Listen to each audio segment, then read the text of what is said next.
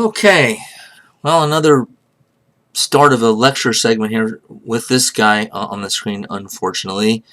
I guess I don't need 3 pictures of Hitler here.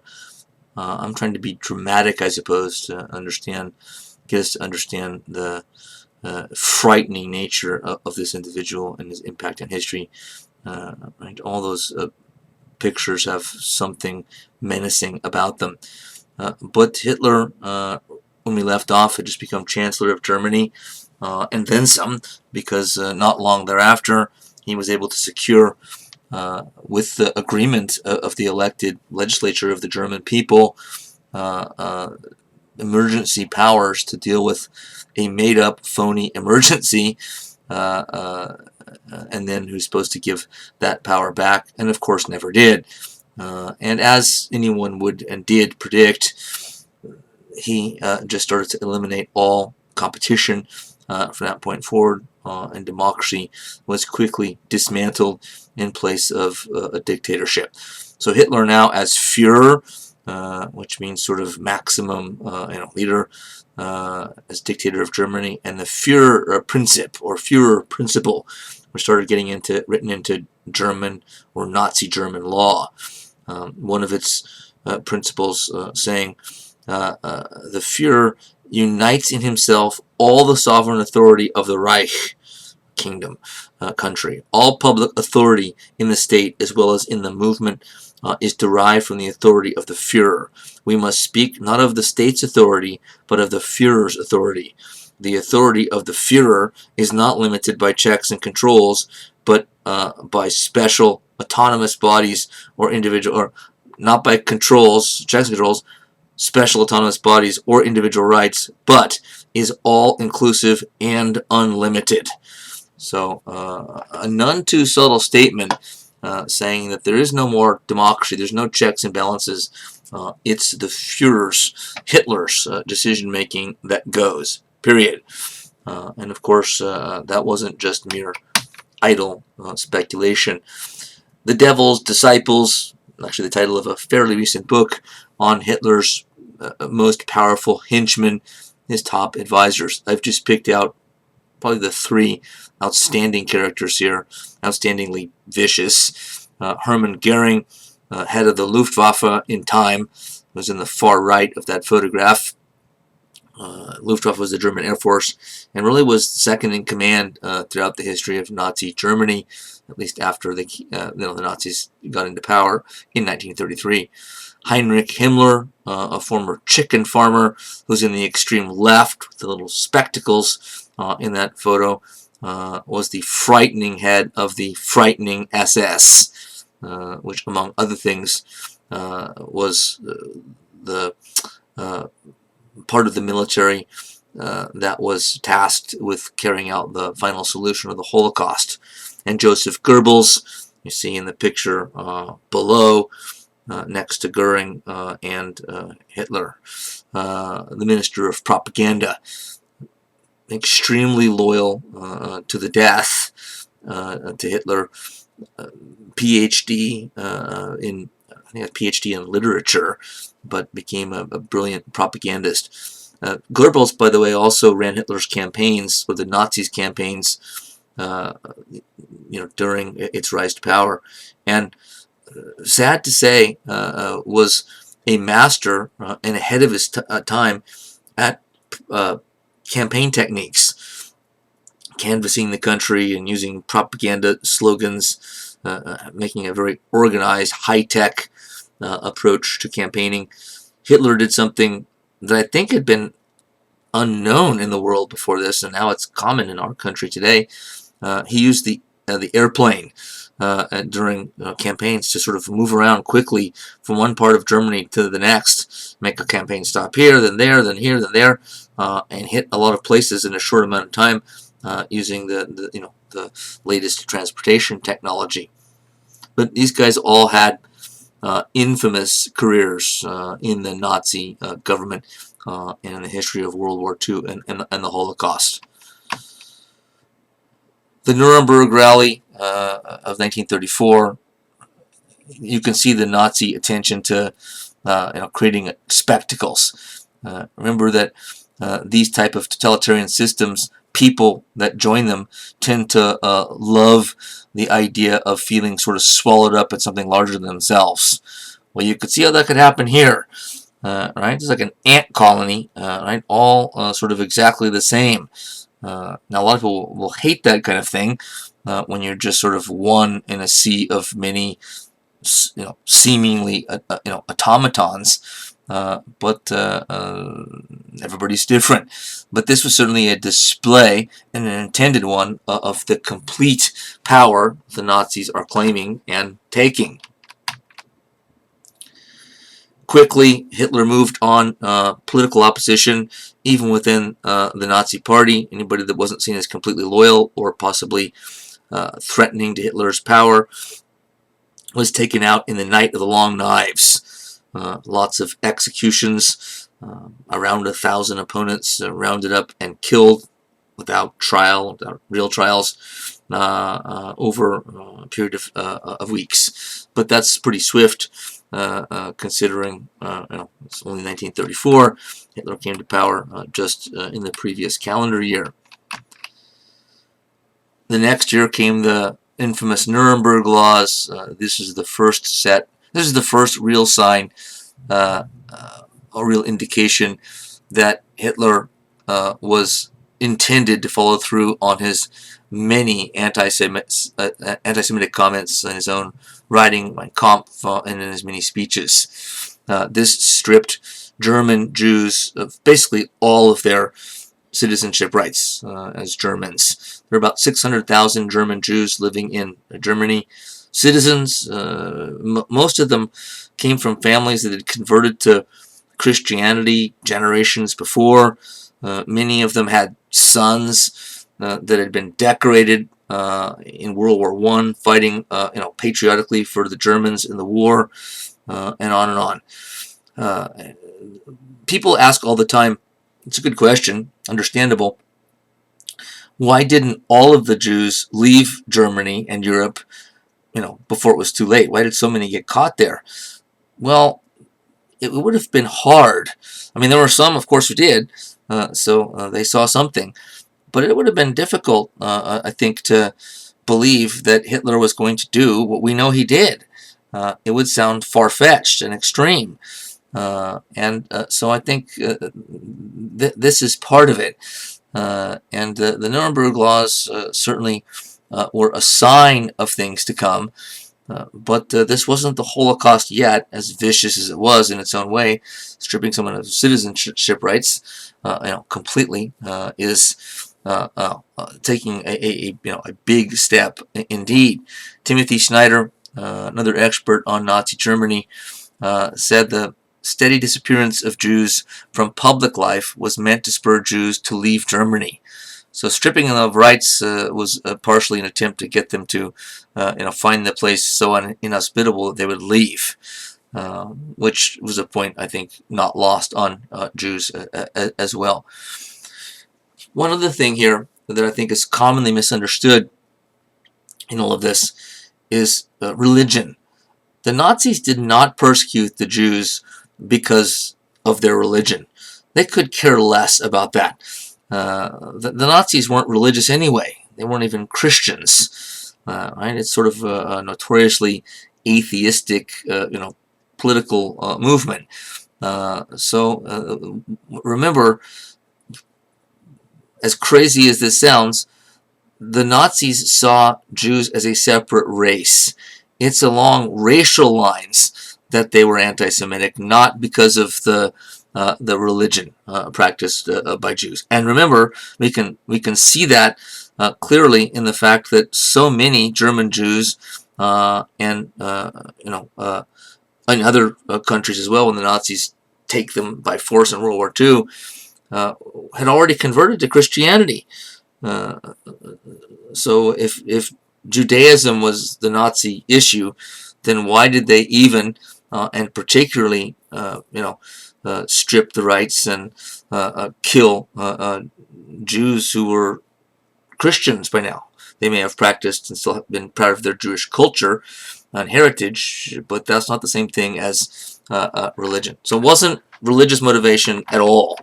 that brought the Holocaust and brought persecution of the Jews. It's now getting underway big time here with the Nuremberg laws. If that wasn't bad enough, within a few years comes Kristallnacht, or the Night of Shattering Glass. Martin Gilbert, another professor that's an expert on this particular time. Hitler launched a massive attack on Jewish homes and synagogues throughout Germany. Jewish shops and synagogues were set on fire. It marked a turning point in how the Nazi Party was perceived abroad. Timothy Schneider, yet again, saying, a shattering experience for many German Jews. Some 200 of them were killed or committed suicide. The New York Times, on November 11th, the day after Kristallnacht. This is the front page of the New York Times. So it wasn't like the rest of the world didn't know this was going on. No foreign propagandist bent upon blackening Germany before the world could outdo the tale of burning and beatings, of blackguardly assaults upon defenseless and innocent peoples, which disgraced that country yesterday. A blatant, and deserved denunciation of German Nazi German policy in the New York Times. And yet one can ask, well, why was the United States then not more aggressive and assertive in combating these evils? It's a good question. So, remember that Hitler and the Nazis promised or threatened to put Germany back at or near the top of the great powers again, to rebuild industrially, militarily, and undertake an aggressive foreign policy, which would start by utter renunciation of the Treaty of Versailles. And this is really what happens. The process of appeasement starts around this time. The star of appeasement has always been Neville Chamberlain, Times Man of the Year in 1933, Prime Minister of Great Britain. There were other appeasers, but Chamberlain is now, or has for a long time been seen as the number one. Appeasement, as you may have already guessed, if you didn't already know, is not a compliment. It had first been used in the 20s as a way to, by the Brits and the French, to say, hey, maybe appeasing Hitler is a humane strategy, or appeasing the Germans before Hitler came to power, the Weimar Republic, is a humane strategy. If we lighten up a bit on the Treaty of Versailles and its harsh terms, maybe we can bring back some better relations between us and the Germans. But fairly quickly, and certainly now, appeasement is a term of opprobrium, and it's still used a lot. If one leader or country is seen as appeasing another, they're hearkening back to and bringing out images from World War II of appeasing, giving in to a dictator in ways that are just going to cause more and more damage. And so there's this constant sort of reaching back to appeasing Hitler as a way to compare it to political happenings today. We'll see why Neville Chamberlain is kind of seen as the number one appeaser. So fairly early, right, 1936, within 3 years of his rise to the top in Germany, Hitler does exactly what he promised or threatened, throwing out the Versailles Treaty when he reoccupied the Rhineland in 1936. Sent troops into a demilitarized zone in an industrialized part of Germany, a complete abrogation, violation of the Treaty of Versailles. Big time. Martin Gilbert says the Germans marched troops into the Rhineland, which Versailles had declared a demilitarized zone. At the same time, Hitler offered to discuss a proposal for 25 years peace in Europe. The offer impressed the appeasers so much and so fell in with their picture of the reasonable statesman that Hitler at heart must be, that they were willing to ignore the breach of the treaty in order to take advantage of the peace offer. This was typical of Hitler as well, something I didn't mention before. He would often do something really aggressive alongside doing something that seemed nice, that seemed like compromise and fairness. And the Allies, the British, the French, and their allies would again and again not notice what he was doing so much as kind of what he was saying. So it's like when he marched troops into the Rhineland. That's totally off limits for Germans to do under the Treaty of Versailles, and now you're overlooking that because he says he wants to discuss a 25-year peace plan, right? He proposed a 25-year plan. So this gets back to something very basic. We learned this, right? It's fairly young. It's a cliche, but it has its value, and that is, right? What is it? You can think about it for a second. Actions speak louder than words. So Hitler would take aggressive action and then at the same time use honeyed words, and the Allies again and again, as part of the process of appeasement, would listen to the words and ignore the actions. Why? I think it's at least partly human psychology, and that is we believe what we want to believe, hear what we want to hear. Especially Britain and France, that had been so torn apart by World War I, and so were so terrified and opposed to another major world war happening again. They wanted to believe that Hitler had good intentions, or at least not, evil intentions. The next aggressive foreign policy move Hitler made, and once appeasement was in place, it was sort of hard to stop it.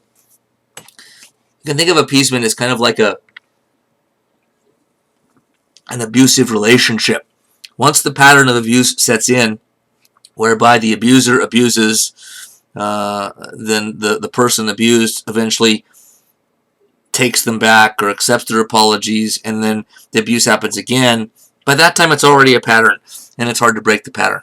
Here, there's already a pattern set whereby Hitler realizes early, I can do what I want. They're going to back down again and again, which is the way it ends up kind of playing out. The next big move was the Anschluss, 1938, where Germany incorporated Austria into the Third Reich.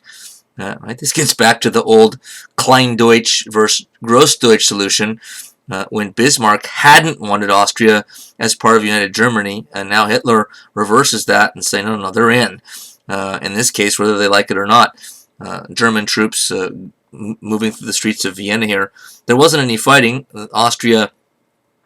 Austrian leaders and the public either realized we're going to lose, so there's no point in fighting, or were actively in favor because they were pro-Nazi, and there were plenty in German-speaking Austria. Hitler had been one of them.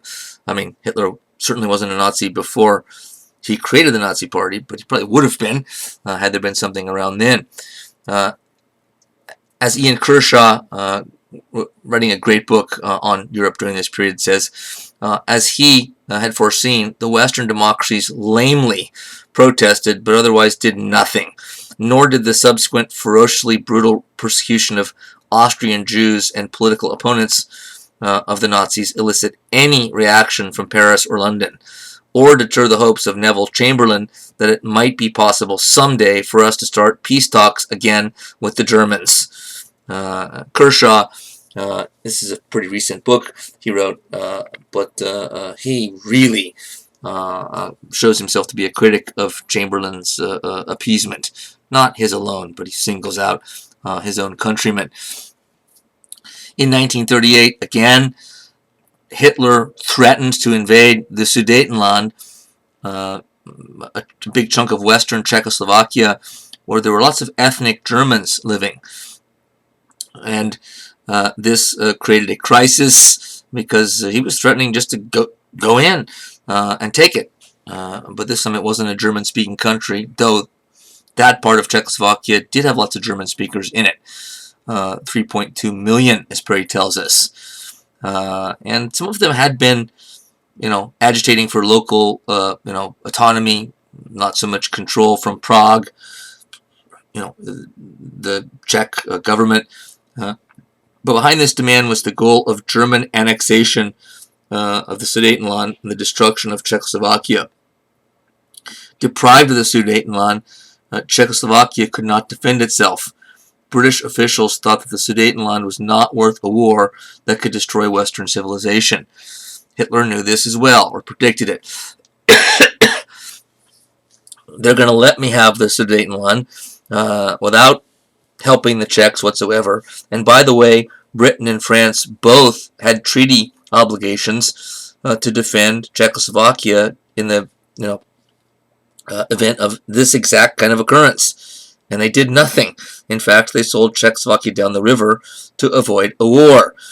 And up until this point, everything that Hitler had done, he could disguise, or at least, most people believed it or wanted to believe it, by saying, look, all we're doing, all the German government is doing is trying to draw the borders around as many ethnic Germans as possible. That's been going on for decades and been seen as kind of acceptable, part of nationalism. We just want the huge number of Germans living in West Czechoslovakia to be able to live in Germany, right? Be governed by fellow Germans and German speakers. What's so wrong with that? Well, it can be argued that it's there's nothing wrong with it, but there are arguments to the contrary. But that wasn't, of course, Hitler's intended main goal anyway. And so since this was a threatened invasion and takeover of the Sudetenland, it allowed for some diplomacy and jockeying. And this is where Neville Chamberlain really comes to the fore as the arch-appeaser of Hitler. Chamberlain flew to Germany 3 times in the midst of the crisis over Czechoslovakia to meet with Hitler personally, and eventually got an agreement out of him. Ian Kershaw agreeing to, well, you'll see. Kershaw says Chamberlain privately expressed the view that Hitler, though harsh and ruthless, quote, was a man who could be relied upon when he had given his word. He actually said that. Now, the British Prime Minister would be swiftly disabused of his presumption of Hitler's good faith. The center of the drama focused, therefore, heavily upon the personal duel of Hitler and Chamberlain, an historic mismatch if there ever was one, to the point where Chamberlain thought that by obtaining Hitler's signature on a worthless piece of paper flaunted on his return to England, he had attained peace in our time, as he said. So this gets us back to something I alluded to before. One of the main reasons that Chamberlain is sort of seen as the poster boy for appeasement of Hitler is this whole Munich agreement, where he seems to trust Hitler and says so. But then when he got off the plane after he got Hitler's signature, agreeing to a compromise, he gets off the plane. We have film footage of this, and he waves a piece of paper and says, "We have peace in our time," basically saying, in so many words, I'm the world's hero who saved the world from World War II, the next World War. You should sort of be quite thankful that I'm around. And Hitler just turned around and ignored the agreement. The agreement said, we'll let you have the Sudetenland. I kid you not. We'll let you have the Sudetenland as long as you promise not to do any more. And Hitler said, okay, yeah, that's it. That's all I need. We won't do anything more aggressive after this. And he could, at this point, still argue. Many leaders didn't believe this any longer, if they ever had, but some did, that he was just trying to draw, again, the borders of the map around German speakers to unite Germans. But all of that rationale came to an end, and hardly anyone was fooled after Hitler ignored the agreement and in the same year marched his troops into the capital of Czechoslovakia, which isn't in the Sudetenland, which doesn't have a huge number of ethnic Germans, and took the control of the whole country. Ian Kershaw saying that the whole episode came about in a nice sort of pithy phrase through German ruthlessness, Czech helplessness, and Anglo-French feebleness that all played their part. And I think there's truth in this. So back to Nazi Germany later on. We have to kind of play catch up here and talk about Soviet Russia or the Soviet Union, since they'll be arguably the two main antagonists in our next unit on World War II. The fall of the Romanov dynasty, the rise of the Bolsheviks. You see their leader Lenin on the left, the Russian Revolution and its origins. And we're going to go back in history a little bit, back in time a bit, to some things we've already talked about in part to get our bearings. So we're playing catch up because we've deprived the Russians of some attention in this class, though we've talked about some of these things before. So Russia under the Tsars and the Romanov dynasty, the Tsar was supposed to be gentle and loving at one time, and at the same time strong and tough. So there's supposed to be a dual nature to the Tsars. How gentle and loving they actually were, I think is a bit harder to see than the strong and tough part. Also, a long-standing issue in the Romanov years is Russia European or not? We know Peter the Great thought it should be, that it wasn't enough European, but this is a divisive issue in Russia. Russians thought of themselves as European, part not European. Some wanted to identify more with Europe, as Peter the Great had. The Russian nobility spoke French, for instance, as their preferred language. But some Russians, didn't wanted no part of things European and saw themselves as completely different. We talked about Peter the Great already, cutting the beards off, by himself to force Westernization. So this guy was, a bundle of energy, a human dynamo, and he was bound and determined to Westernize Russia. And as we said before, Tsars that came after him weren't as keen on doing this, and so they slowed the process down. But as far as the wealth and power and ability to compete with the other great powers, in that sense at least, Peter the Great was certainly right that Westernization was the way to go, even if it went much slower than he wanted it to, at least after he passed away. Remember that he so intent upon Westernizing that he had a new capital built far to the west of Moscow at St. Petersburg and made it the capital. And so he, in a sense, literally pulled the nation towards the west, and St. Petersburg was a symbol of this kind of Europeanization or Westernization that Peter the Great was forcing on his country. Poltava, Peter's victory in the Great Northern War, which put Russia on the map as one of the European powers. But we saw that happened in stages even after that, when the Tsar's forces defeated Napoleon and then marched all the way to Paris, pushing Napoleon back the whole way. This frightened even Russia's allies. In the post-Napoleonic era comes the Decembrist Revolt, 1825, put down mercilessly by the new Tsar at the time, Nicholas I, and inaugurated a sort of the formation of a secret police, which the Russians have been known for and good at ever since, like the KGB during the Cold War. By the mid to late 19th century, Russia is in fits and starts, starting to make liberal reforms and changes, sometimes depending on who was in power as Tsar. Alexander II was known as at least a moderate liberal in terms of reform.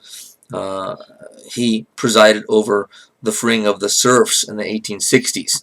Russia was the last European country to free their serfs, to free peasants from good old-fashioned feudal dues owed to the nobility that went all the way back to the Middle Ages. But he was assassinated by revolutionary group, and there was a growing number of them in Russia, dissatisfied with the pace of change and the kind of quality of the change.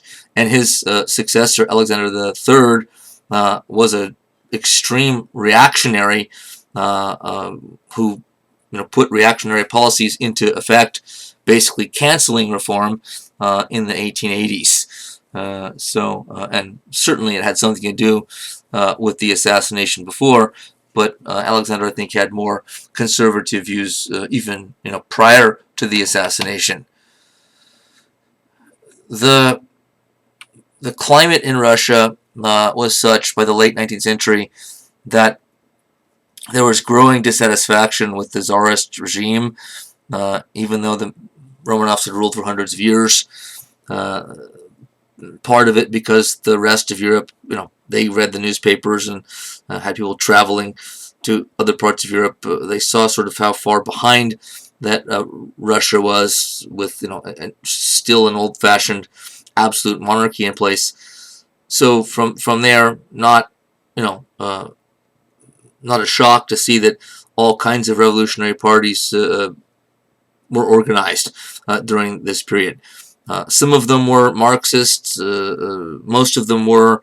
Some of them weren't. Some of them were more violent. Others wanted to do it through the political system.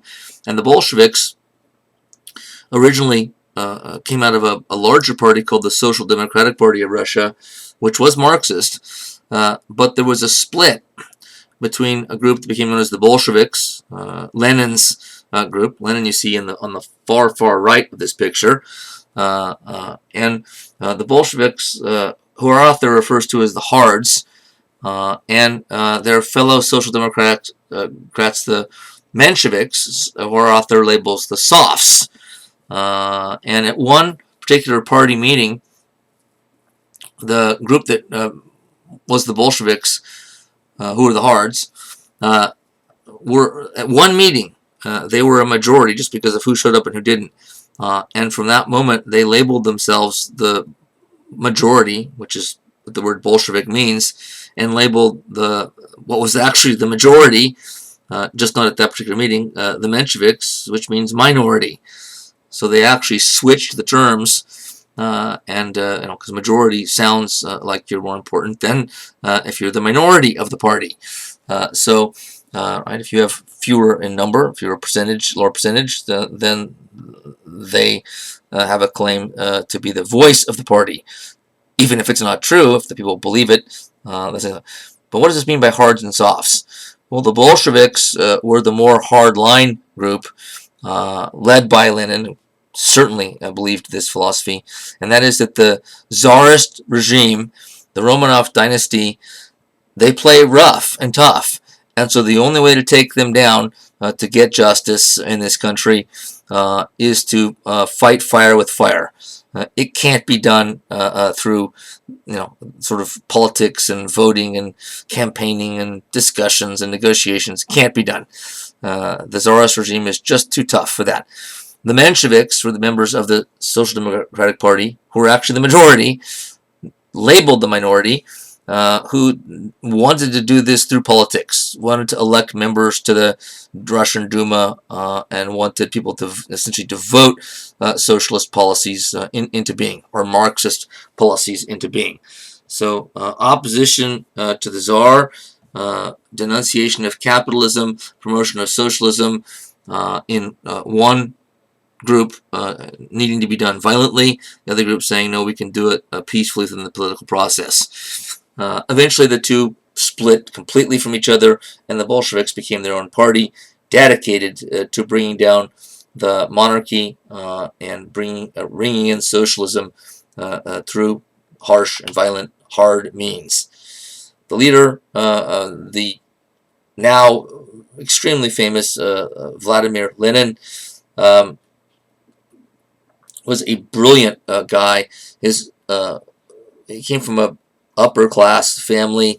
His father was a high level bureaucrat in his region of Russia.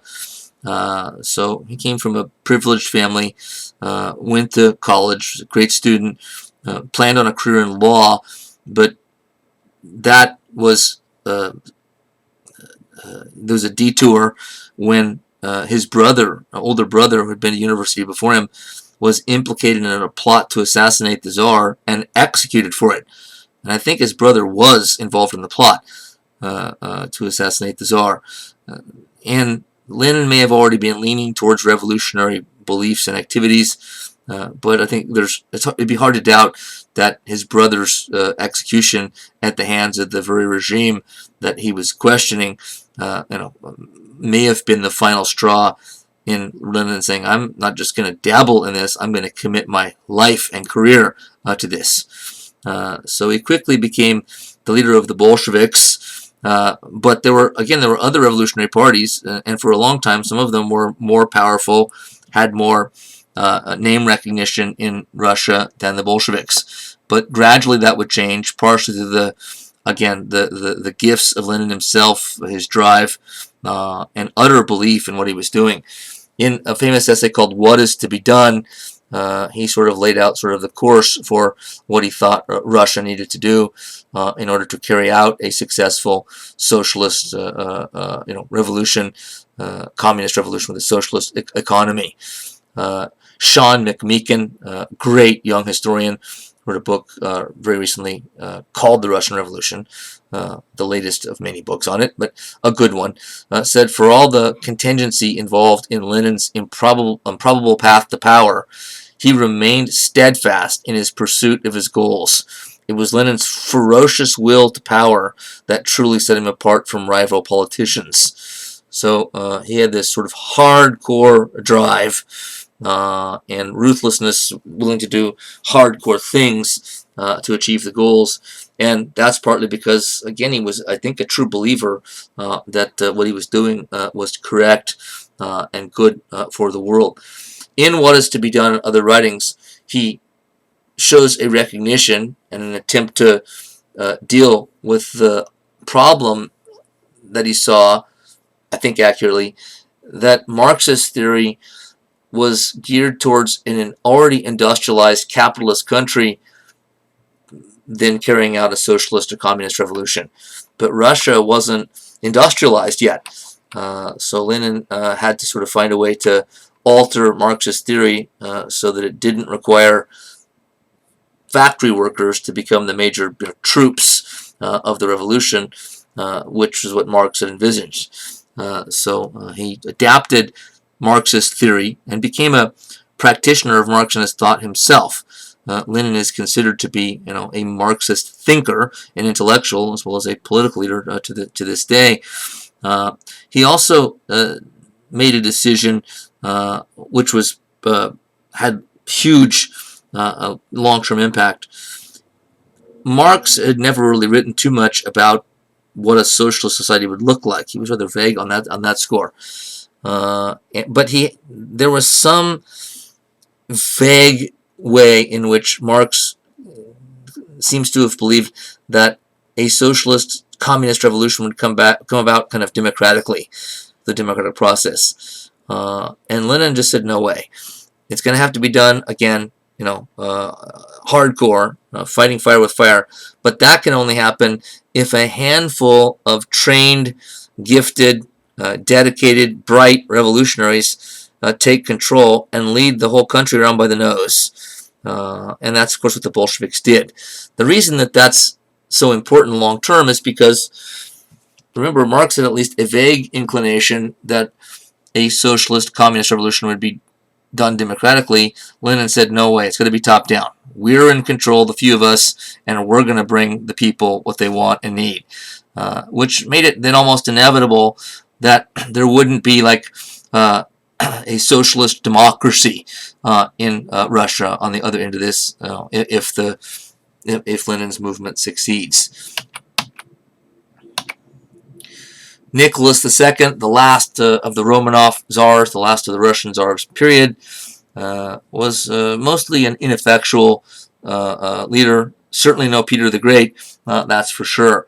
As Nicholas Ryazanovsky, a great 2-volume history of Russia, says, the last czar possessed personal qualities that many have admired, such as modesty, self-discipline, faith, patriotism, a deep sense of duty, and devotion to his family. But these virtues mattered little in a situation that demanded strength, adaptability, and vision. It may well be argued that another Peter the Great could have saved the Romanovs and Imperial Russia. Nicholas II proved unable to remove his traditionalist blinders, even when circumstances forced him into entirely new situations with great potentialities, and at the same time unable to manage even reaction effectively.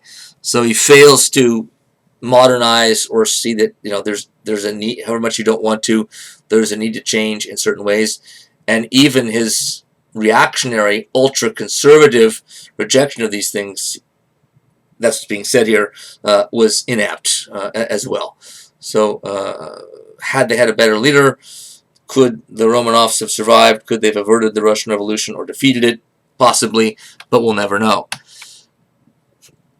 There was a revolution before the revolution, the revolution of 1905, and its kind of culminating event, Bloody Sunday, which you see in a drawing here. Lots of countries have a Bloody Sunday, unfortunately.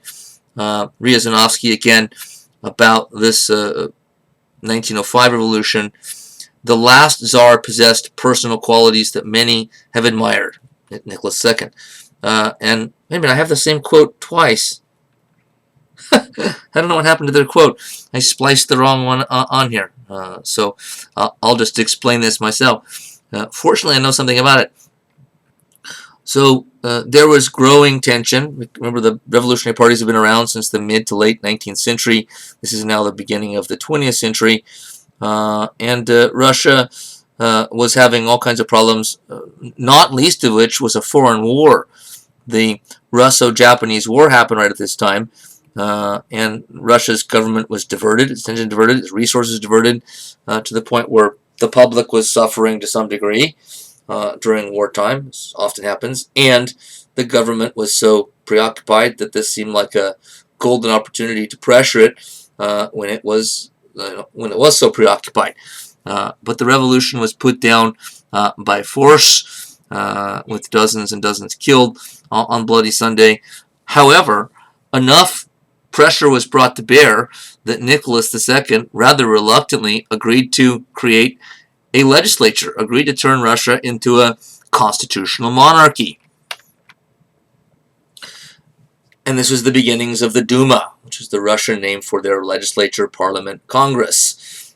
However, was this a constitutional monarchy or a constitutional monarchy? Right? I've said this before, not quite that way. But they can vary, right? The weight on the constitutional side would mean the monarch's role is more limited. The weight on the monarch side means that the constitutional part, the elected legislature, is less powerful. And of course, there are some that split it right down the middle. It is evenly balanced. In this case, it was pretty heavily balanced from the beginning, still keeping the Tsar in control. And Nicholas II even commented on it at one time or another, kind of sort of saying, wink, wink, we've got a constitutional monarchy now, but I still have most of the power. But it was a start. Since Russia had never done anything like this before, it was a start towards liberal reform and a move in a slightly democratic direction. It was World War I that really brought on the Bolshevik Revolution, or the Russian Revolution, at least the first part of it. There was mass suffering at the front in the war. They hadn't been doing particularly well against the Germans. We've talked about that a little bit before. Soldiers were short of food and clothing. Sometimes they didn't even have guns and rifles when they went to the front. And lots of deprivation at home. The soldiers were mostly peasant farmers, with most of the peasant farmers away fighting on the front lines. Not as much food is being produced, and so, particularly in the cities that don't grow their own food, there was, hunger, starvation, famine, high prices. One Duma politician, in looking at the policy of Nicholas II during all this, which included Nicholas I going to the front lines. He had no military background at all, but he went to the front lines in 1915 to try to inspire the troops, and actually took command of Russian forces there without, again, any military experience. So what one Duma politician said, this is either stupidity or treason. McMeekin says, with the Great War against Germany and the Central Powers entering its third terrible year, opposition to the autocratic rule of Tsar Nicholas, who had assumed command of Russia's armed forces in 1950, deepened in Petrograd, or St. Petersburg, the capital city. And eventually mass demonstrations break out there, and things get out of control for the Tsar. Also not good for the Tsar and the monarchy is the rise of the Soviets. Right? The Soviet Union is named after these organizations, the Soviets. These were kind of like unions, union-like organizations made up of workers and soldiers. And there were different chapters of this in different cities. And they, over time, began to kind of function as shadow governments. Sometimes they had so much backing of so many people that they were hard for the government to ignore. And sometimes the policies that they established, the Soviets, contradicted the government's policies, and this became an increasing problem as well. The Bolsheviks at first started out as a minor presence in the Soviets, and gradually built their power, and on the eve of the main Russian Revolution in 1917, which we're about to get to, by that time the Bolsheviks had used the Soviets as a major mechanism to build their own support and power, and they had control of them by that time. So it's sort of like an outside force, institution of power that can and does pressure government. The Bolsheviks became very good at propaganda, like the Nazis were as well. Professor Rourke saying many of the people who supported the Bolsheviks interpreted Lenin's powerful slogan, all power to the Soviets, to mean that the Bolsheviks aimed to create a democratic socialist state that would institute needed social reforms. They did not anticipate the creation of a Bolshevik dictatorship. So the revolutionaries here were quite clever in their use of slogans and propaganda, making it appear that, like Marx, were dedicated to a more or less democratic socialist takeover, which we already know wasn't true from Lenin's own writings, where he believed that a trained cadre of elite revolutionaries will lead everyone else around by the nose. As he thoroughly believed that would be better for everybody. I don't think there's much reason to doubt that Lenin truly believed that what he was doing was not just good for him and his buddies in power, but it was good for the public as well. However diluted that thinking may be, he probably believed it. But the people had thought that the Bolsheviks were about democracy, not about dictatorship. There are two parts to the Russian Revolution, one in February, first part, and one in October, second part, depending on which calendar you're using. But I think it's fair to say that without the Russian Revolution, without the privations of the Great War, without the war and the privations of the war, you don't have a Russian Revolution. Yeah, there had been revolutionary movements, terrorist organizations, assassinations, and that had antipathy towards the government big time. That's true, but the Great War sort of caused opposition and intense, difficulties. So much so that I think it's the major catalyst in bringing on the war. And with the Tsar away at the front and somewhat spontaneous, huge demonstrations coming out in the big cities, particularly the capital, the monarchy went down without a whimper. If Nicholas II had been in the capital when all this happened, he might have been able to salvage the situation, maybe, but with him being at the front lines, it was impossible. And his advisors just told him from the capital by cable, by message, within a number of days. You have to abdicate. He must have been shocked. What? What are you talking about? I'm the Tsar. I'm a Romanov. I know, but it's out of control. Situation is untenable.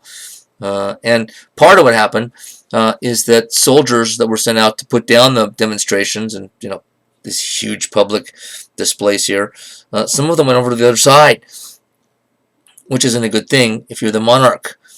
Remember, Louis XVI, at the time of the French Revolution, the reason he hadn't used troops to move on the revolutionaries was he's afraid he'd lose.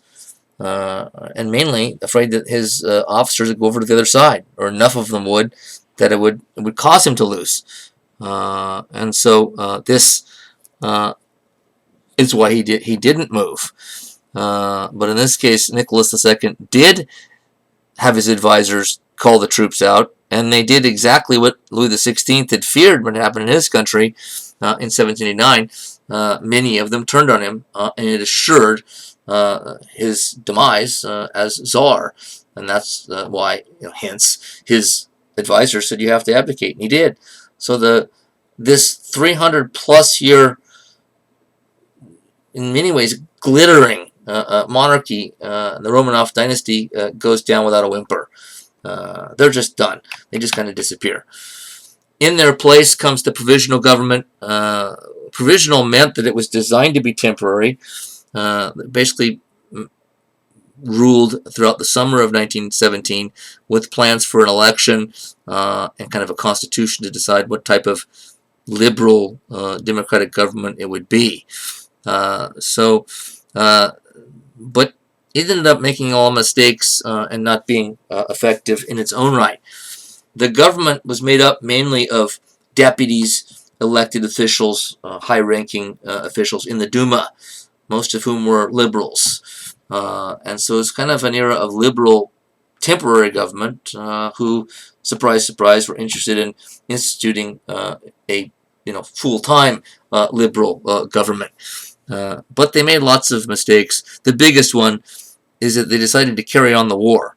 And with their hands full trying to patch together a government after the collapse of the monarchy and a new type of government in place of a monarchy, it was just too much to do. And so their capacity to make good decisions and to help solve crises and problems was diminished by a great deal by continuing the war. Remember, the public had risen up against the Tsar because of privation, suffering, no food, and with the provisional government continuing that war, they have the same problem. So the public isn't really any more happy with the provisional government than they had been with the Tsars, which of course was an opportunity for Lenin and the Bolsheviks. Lenin had been living for quite some time in exile in Geneva, Switzerland, because the Tsarist regime had turned him into a wanted man as a revolutionary.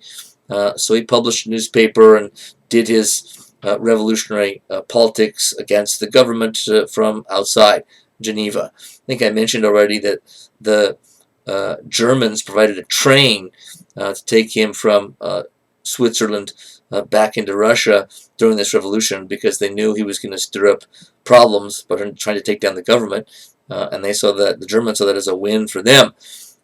So even though they were supposed to be enemies, they saw Lenin in a sense as an unintentional ally.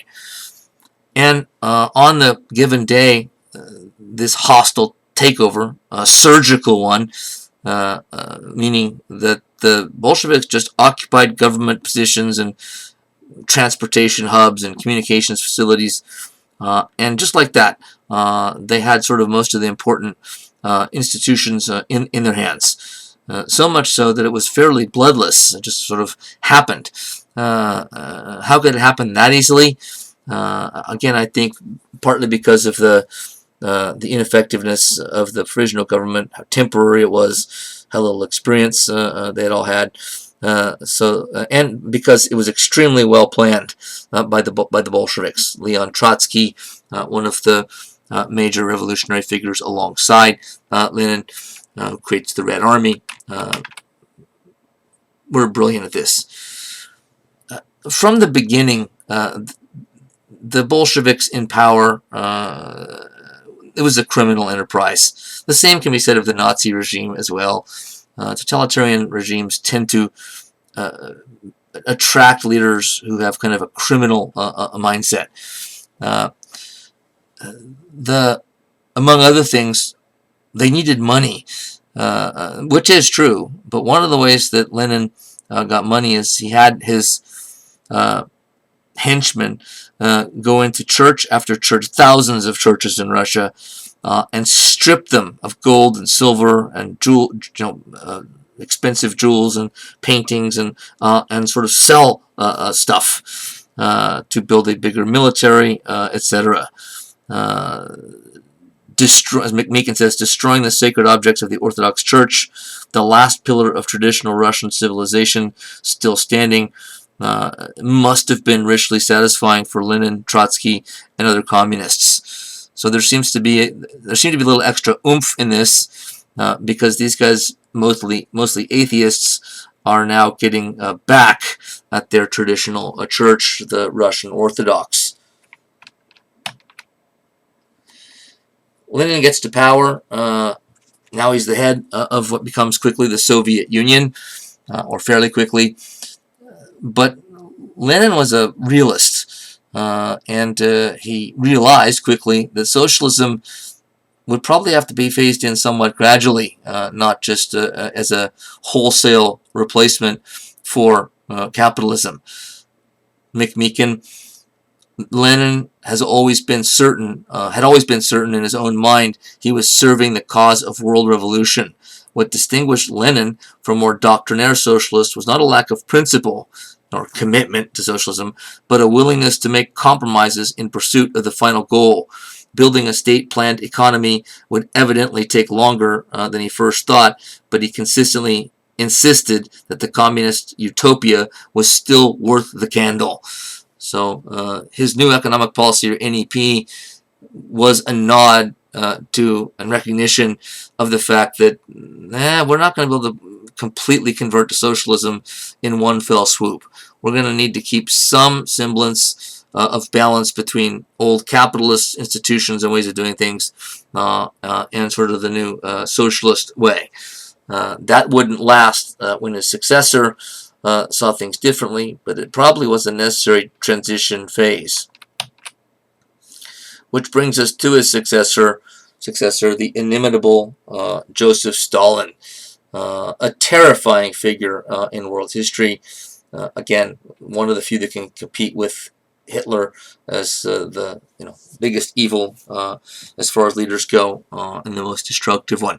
Millions of Russians died under his leadership of the country in World War II, but also because of arrests and purges, deliberate famines set off by the regime to get rid of some of the populations of the amalgamated Soviet states. The Soviet Union of Socialist Republics was in some ways a confederation like the United States. And so some of the peoples living in the Soviet Union, like in Georgia, were Georgians. They weren't Russians. I use Georgians as the example here because Stalin himself was Georgian by birth. Always spoke Russian with somewhat of an accent. A Georgian accent, which I don't know what it sounds like, but I guess it was true. But Stalin did things quite a bit differently than Lenin, but they were both true believers in the cause. Stalin goes on to have such a murderous career, mass murder, that it's tended to obscure the ruthlessness and brutality of Lenin, who was plenty brutal.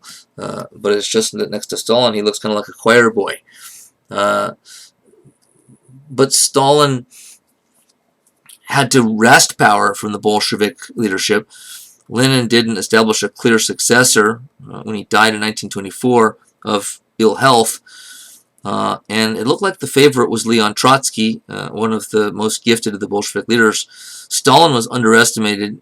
He was kind of more of a a man of action, wasn't an intellectual in a way that Leon Trotsky was. And so people underestimated him, and he used that to his advantage. He got himself appointed as General Secretary of the Communist Party early on. And the General Secretary, among other things, got to make appointments to positions within the party. And Stalin surely realized what he was doing, that if I'm the guy that makes the decisions about who gets appointed to party positions, that gives me a lot of power. Because if I tell some guy, hey, I'll give you this job in government, it's a pretty good one, but you better damn well be loyal to me in return. So Stalin set sort of a network in place of supporters for him, which, when the time came and Lenin died, paid dividends. A lot of people were shocked when Stalin, mainly in competition with Leon Trotsky, wins, and it forces Trotsky to leave the country permanently because he knew he was in danger. Stalin did not forgive and did not forget. He had the Bolshevik leaders that he had been comrades of in coming to power eliminated, killed. To show you how consistent he was on this, how cold-blooded he was on this, he traced and tracked Leon Trotsky for years. And in 1940, 15 or so years after he'd come to power, he had his agents assassinate Leon Trotsky in Mexico City. So it wasn't even anywhere near the Soviet Union. But Stalin was taking absolutely no chances, believing, I can't let any of my fellow Bolsheviks who are potential rivals to stay alive if I can help it, so that I don't get toppled myself. Stalin then presided over an incredibly harsh regime. In World War II, as we'll see, the Russians incurred staggering casualties, partly because Stalin and communist leadership didn't really care about how many Soviet citizens were lost, as long as they won the war. Stalin quickly deviated from Lenin's gradual implementation of socialist economic policy and said, we're going right into it. And the first 5-year plan, and there were others after it, was the beginning of a crash course in industrialization, which was remarkable in its speed of in steel production and other things. So, in a sense, Stalin grabbed Russia by the hair and dragged it into and through an industrial revolution, and as always, not caring how many people were killed and maimed along the way, and there were thousands or millions. Ryazanowski says the first 5-year plan was clearly about more than economics. The Great Turn, as it was called, was a revolution that sought to transform all aspects of society. So Stalin recognized that the 5-year plan was not just about economics, it was about giving the public followers a sense that this 5-year plan represents a totally new way of organizing society that they believed was a very good thing, positive. But the cost was tremendous. Soviet authorities could accomplish their aims only by imposing great hardships on the people, by mobilizing the country in a quasi-military manner for a supreme effort. So like I said, dragging them by the hair, not caring the consequences for average people who suffered remarkably. However, the industrial output speaks for itself. If you can just force people to work, that helps. And this chart here starts in 1929, stock market crash, ends 1933 in the middle of the Great Depression. And you can see in Great Britain, Germany, the United States, France, the industrial output, as other measures of the economy, were going steadily down because of the effects of the Depression. The Russians are doing the opposite. They're succeeding during the Depression, and it's because of Stalin's single-minded, ambition and drive to get this done. You don't have to worry about people's rights because they don't have any. All right, then it's much easier to, get things done if you so desire. The collectivization of agriculture that came about the same time was sort of the equivalent of what was being done in the factories, government takeovers of industries, applying that to the to Soviet agriculture. If the 5-year plan, going back to Rourke's words on this, was to succeed, the government had to receive planned crops of planned amounts and quality at planned times. This could be accomplished, Stalin thought, only by destroying the independent peasantry and forcing millions of peasants into collective farms, huge agricultural factories. With collectivization, the ascendancy of the party over the people became almost complete. The peasants paid a ghastly price. Stalin ordered the kulaks be liquidated as a class. Some 10 million kulaks were forced to be removed from their homes and land. Large numbers were killed outright, and millions were deported to forced labor camps. Remember, the kulaks are the more successful peasant farmers who are being blamed for being successful. Since you're wealthier than your neighbors, you must have done something wrong, unfair, unjust, immoral, so we're going to get rid of you. But remember, totalitarian systems need some type of scapegoat. And so the scapegoat of choice were the kulaks, which did fit communist or Marxist ideology in that it's lashing out at capitalists. And successful farmers are capitalists. Stalin is famous for his purges. Didn't come all at once, but this shows sort of his paranoid personality, which he did have.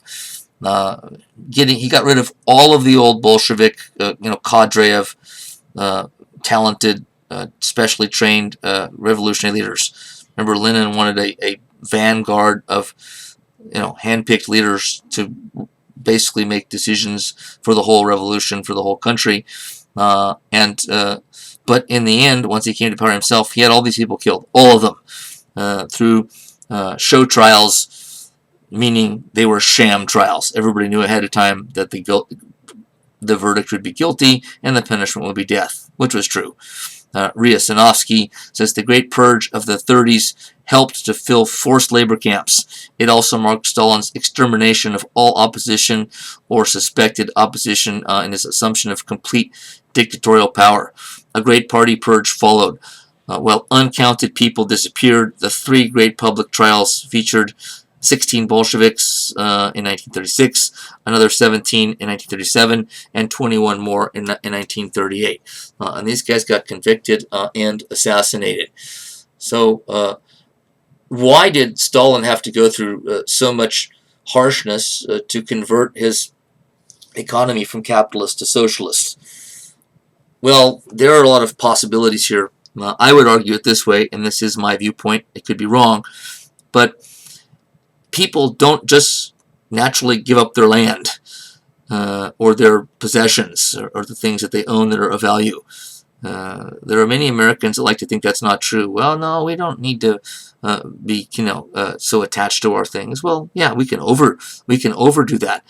But it seems to me to be human nature that people will try to defend what they believe is rightfully theirs. And so if you just ask them to give up their land to collectivize farming, that isn't going to work. And so if you really want it done, what are you going to have to do? You're going to have to put a gun at their head and say, you're going to do this or else. Hence, Stalin grabbing the country and yanking it into industrialization and modernization. However, it did work in terms of industrial output and causing the Soviet Union to basically catch up with the other developed countries in modernized, in industrialized production.